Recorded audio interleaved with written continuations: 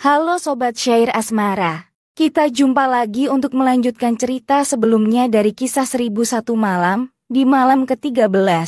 Dan kita lanjutkan kisah di malam ke-14. Sobat Syair Asmara, selamat mengikuti ceritanya. Di malam ke-14, Ratu Syahrazad melanjutkan ceritanya. Putri Raja itu mengambil sebilah pisau berukiran huruf Ibrani, lalu menggambar sebuah lingkaran di tengah ruang istana, dan menuliskan kalimat mantra. Kemudian ia mengucapkan rapalan sihir. Dalam sekejap dunia berubah menjadi gelap hingga kami tidak dapat melihat apapun, dan langit-langit istana runtuh mengeluarkan suara yang dahsyat. Tiba-tiba, jin ifrit turun dalam wujud seekor singa yang membuat kami merasa takut. Dasar pengkhianat, mengapa engkau telah melanggar sumpah kita berdua untuk tidak menyerang satu sama lain? Bentak jin ifrit pada Putri Raja. Hai jin laknat, bagaimana mungkin aku menepati janji dengan makhluk sepertimu? Balas Putri Raja. Kalau begitu, tanggung sendiri akibat perbuatanmu. Kemudian dengan mulut singa yang terbuka, ia menyerang Putri Raja. Namun, Putri Raja dengan cepat menarik selembar rambut dari kepalanya dan melambaikan ke udara sambil mengucapkan mantra. Rambut itu berubah menjadi sebatang pedang tajam yang segera digunakan untuk menyerang singa. Pedang itu memotong tubuh singa menjadi dua bagian. Tetapi, kepala singa itu berubah menjadi seekor kalajengking. Putri Raja segera berubah menjadi seekor ular yang menyerang kalajengking. Kemudian kalajengking berubah menjadi burung elang dan terbang keluar istana. Ular pun tak tinggal diam dengan berubah menjadi burung nasar lalu mengejar burung elang. Keduanya menghilang beberapa lama. Kembali burung elang penjelmaan jin ifrit berubah menjadi kucing hitam. Sementara, burung nasar penjelmaan Putri Raja berubah menjadi serigala hitam. Lama keduanya bertarung di dalam istana, hingga kucing merasa akan dikalahkan serigala. Si kucing menjerit, lalu berubah menjadi buah delima besar berwarna merah. Buah delima itu jatuh ke sebuah kolam. Serigala langsung mengejarnya, namun buah delima itu pecah berkeping-keping. Bijinya menyebar kemana-mana. Dari setiap satu biji, keluar biji lainnya, hingga biji delima memenuhi lantai istana. Sementara itu, serigala berubah menjadi ayam jantan dan segera mengejar biji-biji delima, lalu memakannya hingga tak tersisa. Namun, salah satu biji delima menggelinding ke kolam. Ayam jantan melengking keras, mengepakkan sayapnya memberi isyarat kepada kami. Tetapi tidak seorang pun dari kami yang memahaminya. Ayam jantan mengeluarkan kokok dengan sangat keras hingga kami mengira istana telah runtuh. Lalu, ayam jantan itu mengitari seluruh lantai istana. Akhirnya, ia mengetahui keberadaan biji delima di dekat air mancur. Maka, ia segera menyambar biji itu. Seperti menghindar, biji delima menggelinding ke dalam air mancur. Ayam jantan dengan cepat berubah menjadi ikan, lalu terjun ke kolam dan mengejarnya. Keduanya pun menghilang. Kami mendengar teriakan keras hingga membuat istana bergetar. Sesaat kemudian, jin itu keluar dari kolam dalam bentuk nyala api yang berkobar. Dari mulut, mata dan telinga jin itu keluar api dan asap. Putri Raja juga mengalami hal yang sama dengan jin. Kami merasa tercekik, bahkan tercekam oleh rasa takut akan hilangnya nyawa kami. Tiba-tiba, sebelum kami menyadarinya, jin ifrit berteriak keluar dari balik api dan menghembuskan api ke wajah kami. Putri Raja segera menyusulnya dengan jeritan keras sambil menyemburkan api ke wajah jin. Kami pun terkena percikan api dari keduanya. Percikan api yang berasal dari Putri Raja tidak membahayakan kami. Tetapi, api yang berasal dari jin ifrit mengenai sebelah mataku saat aku masih berwujud seekor kera. Percikan api kedua mengenai sang raja dan menghanguskan separuh wajah, termasuk jenggot dan dagu, serta merontokkan deretan giginya. Percikan api ketiga mengenai dada si Kasim dan membunuhnya seketika. Pada saat kami yakin akan datangnya kehancuran dan menyerah kalah, tiba-tiba terdengar teriakan, Allah Maha Besar. Dialah yang telah menaklukkan dan meraih kemenangan. Dia telah mengalahkan si kafir yang menentang Muhammad sang pemimpin umat manusia. Ternyata itu adalah teriakan Putri Raja, yang telah berhasil mengalahkan jin ifrit menjadi abu. Kami memandang ke arahnya. Tampak setumpuk abu di sampingnya. Lalu, Putri Raja menuju ke arah kami. Bawakan aku semangkuk air. Maka dibawakanlah semangkuk air untuk putri. Dengan nama Allah yang Maha Besar, kembalilah ke bentuk asalmu, ucap sang putri. Kemudian, putri raja memercikkan air mangkuk ke tubuhku, dan aku kembali menjadi manusia. Namun, gadis itu berteriak, "Api, api, wahai ayah, aku akan kehilanganmu," teriak putri cantik. Ternyata sepercik api menembus dada putri raja, lalu menjilati wajahnya. Saat percikan api itu sampai ke wajahnya, putri raja menangis seraya bersyahadat, "Ashadu alla ilaha illallah, wa ashadu anna Muhammadar Rasulullah." Sesaat kemudian, di samping tumpukan abu jin ifrit, putri raja itu menjadi abu. Kami merasa sangat bersedih. Bahkan, aku menghayalkan, andaikan aku sanggup menggantikannya, pasti akan kulakukan. Sebab, aku tak akan rela menyaksikan putri raja yang berbudi luhur itu tewas menjadi abu. Namun takdir Allah telah berlaku dan tidak bisa diubah lagi. Ketika ayah gadis itu menyadari bahwa putrinya telah meninggal, ia memukul-mukul wajahnya penuh rasa sesal.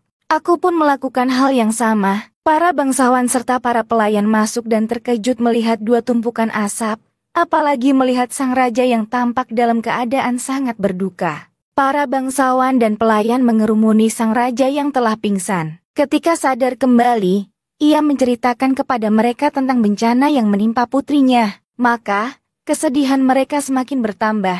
Para wanita merata penuh duka, demikian pula dengan para budak perempuan. Mereka berkabung untuk sang putri selama 7 hari. Setelah itu, raja memerintahkan untuk membangun kubah di atas tumpukan mayat putrinya yang telah menjadi abu, serta memerintahkan agar abu jin ifrit disebarkan hingga lenyap oleh hembusan angin. Karena kesedihan yang mendalam, raja jatuh sakit selama sebulan penuh.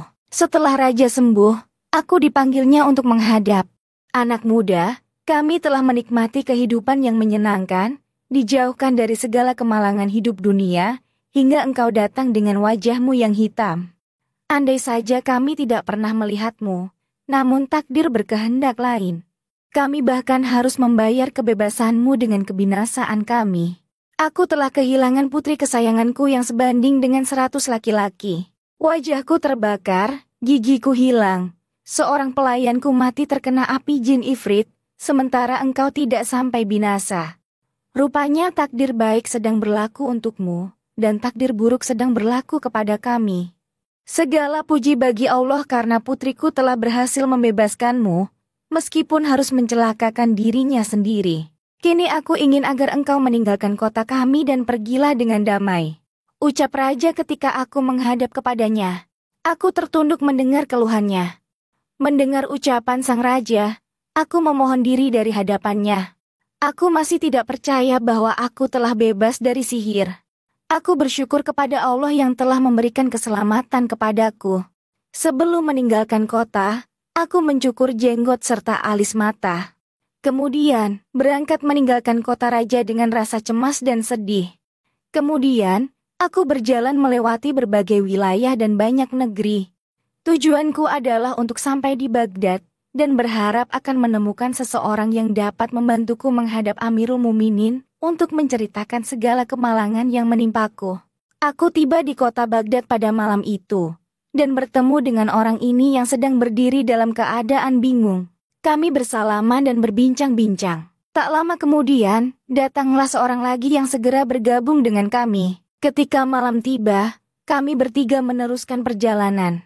Kemudian, dengan kehendak Tuhan, sampai di rumah Anda. Itulah penyebab hilangnya mata dan tercukurnya jenggotku. Usaplah kepalamu dan silahkan pergi, kata gadis pemilik rumah kepada orang buta kedua. Demi Tuhan, aku tidak akan pergi sebelum mendengarkan kisah tamu yang lain, sahut orang buta kedua. Lalu dua pengawal melepaskan ikatannya, dan ia bangkit menuju orang buta pertama. Tak berapa lama, majulah orang ketiga dan mulai bercerita. "Wahai nona pemilik rumah, kisahku tidak sama dengan kisah kedua orang ini. Sebab keadaanku seperti ini bukan karena terpaksa atau karena takdir, seperti yang mereka alami, tetapi justru karena aku memang menghendakinya. Aku ini seorang putra mahkota. Ayahku adalah seorang raja yang jaya dan berkuasa. Ketika ia wafat, Aku mewarisi kerajaan dan memerintah dengan adil serta bijaksana, sehingga seluruh rakyat mencintaiku. Suatu hari, aku memutuskan untuk pergi melakukan pelayaran ke kepulauan, dengan membawa 10 kapal serta membawa perbekalan untuk 1 bulan penuh. Setelah berlayar selama 20 hari, pada suatu malam, angin kencang mengubah arah kapal. Ketika fajar tiba, terlihat ada pulau tak jauh di depan kami. Kami berlabuh di pulau itu, lalu beristirahat selama 2 hari dan kembali berlayar. Tetapi ketika kami kembali berlayar, sang nakoda kapal merasa kebingungan. Nakoda menyuruh pengintai untuk melihat keadaan jauh di depan. Setelah memanjat dan memperhatikan sebentar, ia turun dari tiang pengintai. Aku memandang ke kanan hanya melihat ikan-ikan di permukaan air. Aku memandang ke kiri hanya melihat sesuatu berwarna hitam yang terkadang bersinar putih, namun kadang berwarna hitam. Laporan pengintai pada nakoda. Mendengar apa yang dikatakan oleh pengintai, nakoda melemparkan surbannya ke lantai geladak, mencabuti jenggot, dan memukuli wajahnya, lalu berkata, "Bergembiralah kalian sebelum terlambat, sebab kita akan segera binasa," ucap sang nakoda. Lalu, ia mulai menangis. Kami ikut menangisi nasib yang akan menimpa kami. "Nakoda, beritahukanlah kepada kami apa yang akan terjadi dengan kapal ini. Apa yang dilihat oleh juru pengintai?" Tanyaku pada nakoda. "Tuanku, ketika angin kencang menghantam kapal kita pada malam yang lalu, kita telah tersesat arah. Rupanya angin itu hanya akan reda pada siang hari. Ketika itu, kita memutuskan untuk beristirahat di sebuah pulau selama 2 hari.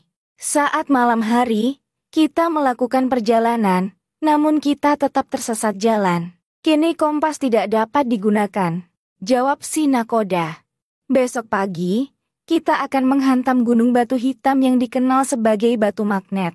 Gelombang ganas ini akan mempercepat kita ke arah gunung itu. Ketika sudah dekat, seluruh paku kapal ini akan tersedot dan menempel pada gunung. Maka kapal ini akan hancur berantakan. Gunung itu mengandung banyak biji besi yang hanya diketahui oleh Allah. Sudah banyak kapal yang hancur terhantam gunung magnet. Di puncak gunung terdapat sebuah kubah yang terbuat dari tembaga kuningan ditopang oleh 10 pilar kokoh. Di puncak kubah, ada patung seekor kuda yang terbuat dari kuningan, lengkap dengan patung penunggangnya yang juga terbuat dari kuningan. Tangan patung itu memegang sebuah tombak tembaga dan di dadanya terdapat lembaran timah yang ditulisi mantra-mantra. Penunggang itulah yang akan menghancurkan kapal yang lewat di bawahnya, menarik seluruh besi yang ada di kapal, dan membinasakan para penumpangnya. Mereka tidak akan selamat darinya selama penunggang itu masih berada di atas kuda. Kami jadi semakin yakin akan mati bersama, dan saling mengucapkan salam perpisahan. Pada pagi harinya, kapal kami mulai mendekati gunung magnet itu. Maka, ketika kami berada di bawah gunung, papan-papan kapal berantakan, paku dan setiap bahan yang terbuat dari besi terbang ke arah gunung dan menempel di sana. Sementara itu, kami terbawa arus mengelilingi gunung. Pada sore harinya, seluruh kapal telah hancur. Banyak di antara kami yang tenggelam dan sedikit saja yang berhasil lolos. Mereka yang selamat tidak bisa mengetahui nasib kawan yang lain, karena gelombang dan badai menghempaskan mereka. Sedangkan aku telah diselamatkan Allah dari bencana itu. Kala itu, aku menemukan sebuah papan kapal dan segera menaikinya hingga terdampar di kaki gunung. Lalu, aku mencari jalan menuju puncak gunung dengan menapaki tebing yang curam. Akhirnya, aku tiba dengan selamat dan segera bersyukur kepada Allah atas keselamatanku. Rupanya, pagi telah tiba. Ratu Syahrazad segera menghentikan ceritanya. Sebagaimana biasa, ia berjanji akan melanjutkan cerita pada malam berikutnya. Nah, Sobat Syair Asmara, karena hari sudah pagi, maka kita harus menunggu malam hari, agar bisa mendengarkan lanjutan kisahnya. Di video selanjutnya, Ratu Syahrazad akan bercerita kisah malam ke-15 dari kisah 1001 Malam. Terima kasih telah menonton. Sampai jumpa.